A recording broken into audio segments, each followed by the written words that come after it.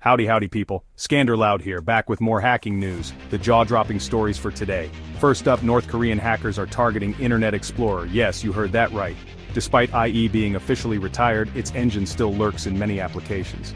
APT-37, also known as Reaper, exploited a zero-day vulnerability, CVE 2024-38178, through Toast notifications.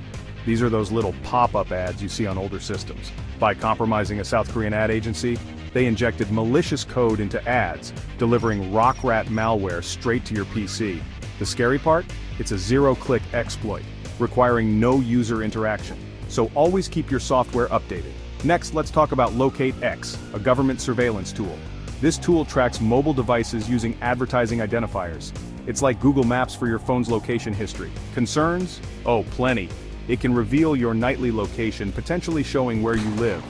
Law enforcement doesn't even need a warrant to use it.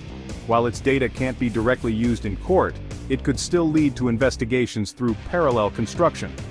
A bit too Orwellian, don't you think? And finally, the notorious cybercriminal USDOD has been arrested in Brazil. Known for breaching the FBI's InfraGard program and leaking data from national public data, his exploits have been staggering. Using aliases like Equation Corp and NetSec, he stole data on Brazilian federal police officers and more.